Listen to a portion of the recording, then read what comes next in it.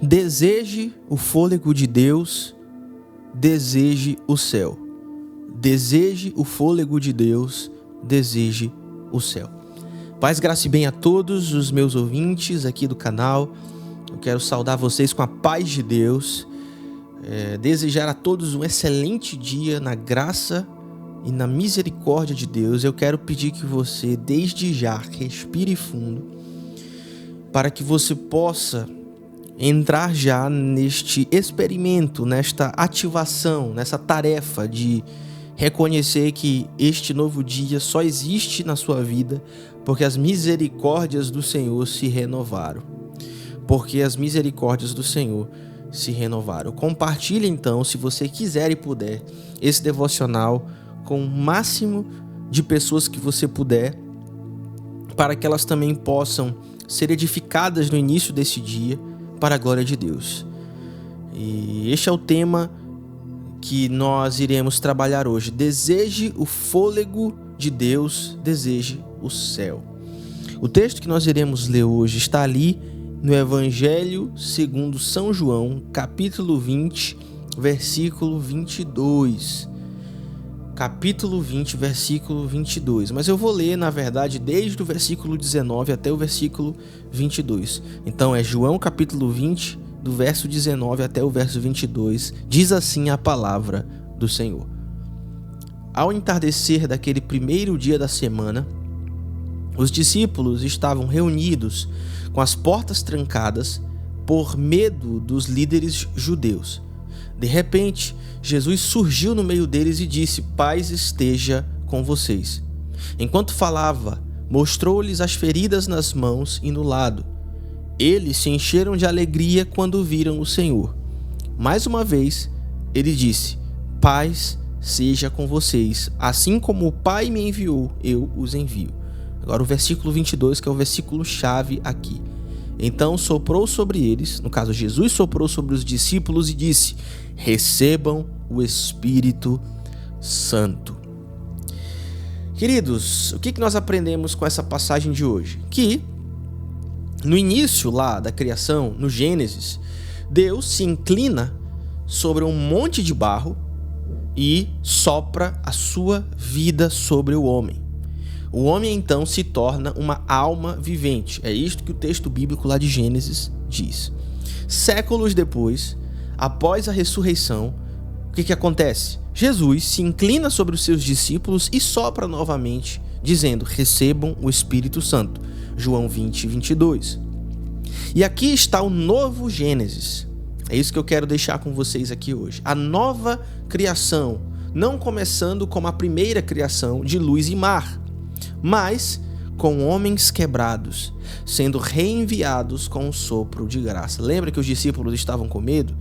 O que acontece então depois que eles recebem o Espírito? Eles ficam intrépidos, ousados, eles não têm mais medo e vão pregar o Evangelho de Cristo até os confins da terra. O mesmo Deus então, que deu o fôlego inicial, agora oferece um fôlego restaurador. E dessa vez não apenas para viver, mas para viver com missão. Esse novo sopro não apenas nos dá vida biológica, uma vida, física, mas esse sopro novo de Deus nos capacita espiritualmente. Receber o Espírito dessa forma é receber uma nova identidade, uma nova vocação, uma nova consciência de que não respiramos para nós mesmos, mas que o fôlego de Cristo soprado em nós é um convite diário para que nós não vivamos para nós, mas vivamos completamente para Ele.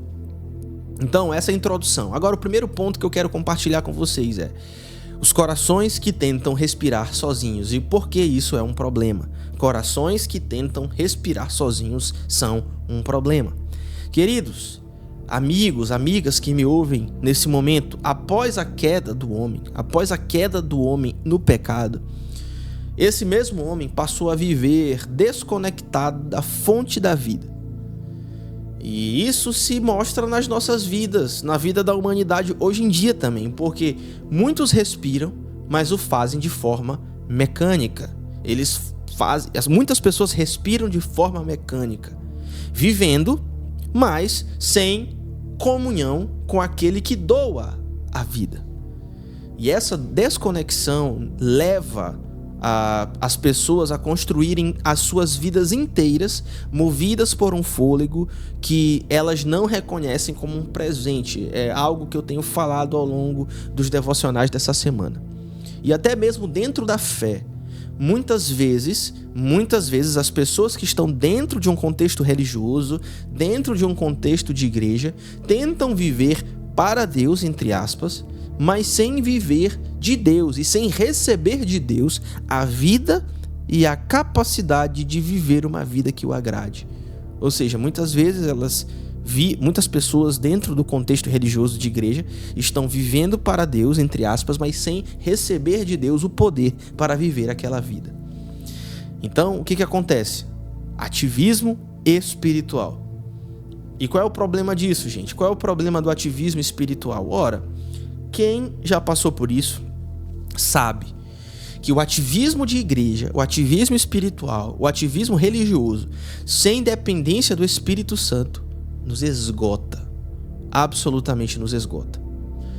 Então nós tentamos obedecer sem intimidade com Deus. Tentamos fazer a obra e a vontade de Deus na força da carne. Tentamos servir sem propósito. Tentamos liderar sem oração na força da carne. E assim nos tornamos como galhos tentando frutificar sem estarem ligados e conectados à videira. Queridos irmãos, sem o novo sopro, tudo o que fazemos então é impulsionado por um esforço humano que no final é vazio. Então o que nós precisamos reconhecer? Nós precisamos reconhecer que o coração humano não foi feito para funcionar de modo autônomo. Nós devemos reconhecer que este coração, o coração do homem, só pulsa no compasso certo quando está alinhado pelo Espírito Santo. Então esse é o primeiro ponto. Qual é o primeiro ponto? Os corações que tentam respirar sozinhos estão errados e são um problema. Mas temos então o segundo ponto, que é nós temos o segundo ponto, que é o quê? O sopro que nos recria por dentro. O sopro que nos recria por dentro. Quando Jesus, então, nessa passagem que nós lemos no início, sopra sobre os seus discípulos, ele está fazendo mais do que um gesto simbólico. Ele está liberando sobre os seus discípulos uma nova realidade espiritual, que a cruz e a ressurreição tornaram possíveis. Assim como em Gênesis 2, o sopro transformou o pó em alma vivente. E agora o sopro do Cristo ressuscitado transforma homens comuns em testemunhas vivas. Testemunhas vivas do poder de Deus, e você deve viver sua vida como uma testemunha do poder de Deus. Testemunhas da graça de Deus, e você deve viver a sua vida como uma testemunha da graça de Deus. Testemunha dos atos poderosos de Deus. E esse é o novo nascimento, não apenas um recomeço emocional, não apenas uma experiência sensorial, mas uma recriação nova, completa, cabal, pelo Espírito. Esse sopro não apenas nos revive, mas ele também nos envia. A vida no Espírito, então, é mais do que manutenção interior. A vida no Espírito é uma vida viva, é um impulso para fora, é um impulso que impacta, é um impulso que não machuca as pessoas, mas ajuda as pessoas e serve essas pessoas. Cristo Jesus sopra em nós para que vivamos em missão. Isso significa que cada ação, decisão e palavra precisa estar embebida, precisa estar mergulhada neste novo ar. Não respiramos então mais por sobrevivência, respiramos pela vocação que Deus nos dá. E assim somos um povo de novo fôlego, chamados a levar a vida onde ainda há morte. E por último, eu quero falar sobre o Cristo que entregou o Espírito para que recebêssemos o dele. Queridos, você conhece a história, muitos de vocês conhecem. Mas Jesus na cruz do Calvário ao se entregar por nós e expiar os nossos pecados, entrega o seu Espírito. João 19:30. Essa expressão, além de indicar a morte física do Filho de Deus, carrega um significado teológico profundo. O que isso significa, pastor? O que significa Jesus entregar o Espírito? Ora, significa que aquele que é o doador da vida, Jesus, afinal de contas, nele vivemos, existimos e nos movemos, logo ele é o doador da vida.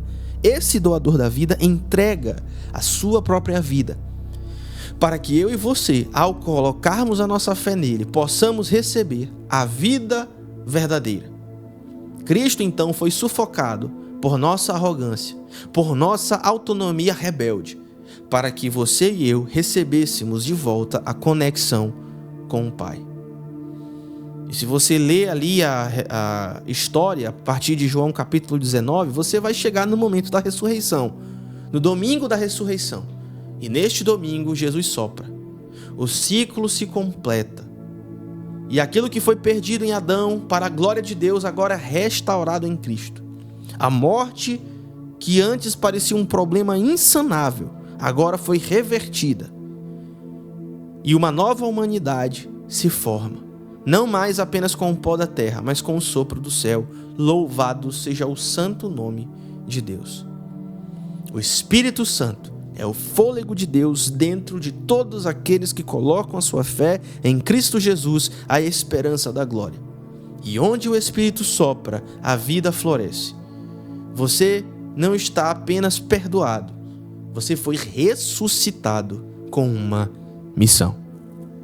Na prática, pastor, o que isso tem a ver com a minha vida? Em primeiro lugar, identifique quais as áreas da sua vida você tem vivido na força do braço e não no fôlego do Espírito.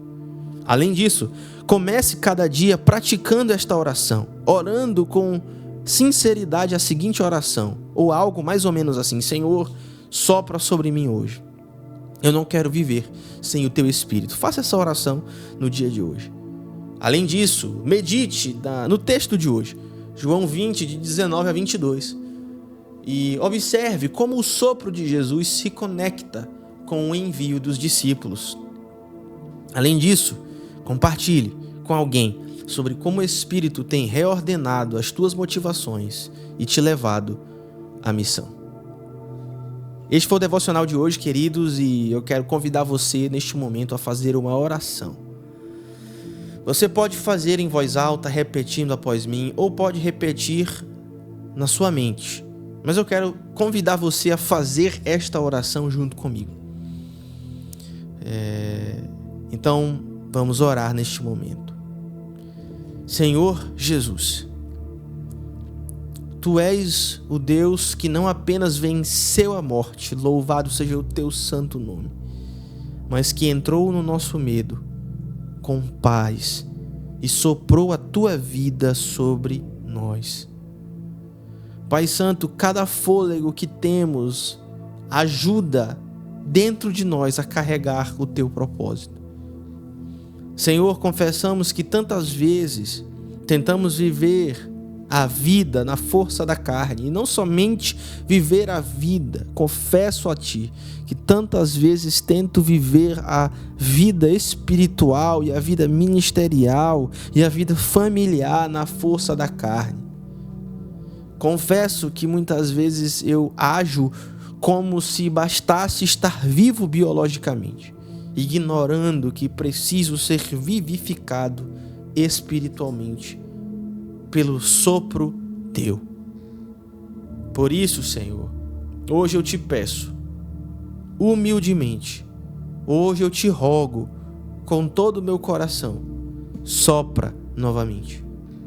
Pai Santo, eu te peço que o teu Espírito me encha não somente de poder, mas de humildade, clareza, sensibilidade e discernimento espiritual, além de coragem e alegria, para que eu possa, Pai Santo, viver uma vida que te agrada de verdade. Pai Santo, que não somente as minhas palavras, mas a minha vida carregue o teu sopro, e que as minhas ações exalem a excelência do teu reino. Eu oro tudo isso, Senhor, crendo que estou orando segundo a Tua vontade. Pela fé já me aposto da vitória de Jesus. E peço que o Senhor esteja comigo durante este dia. Eu oro em nome de Jesus. Amém, amém e amém. É isso aí, meus amigos. Eu peço que você compartilhe esse devocional com mais pessoas que possivelmente podem estar precisando. Que Deus abençoe cada pessoa que tirou um tempo para iniciar este dia com este devocional. E que Deus te abençoe. Até a próxima.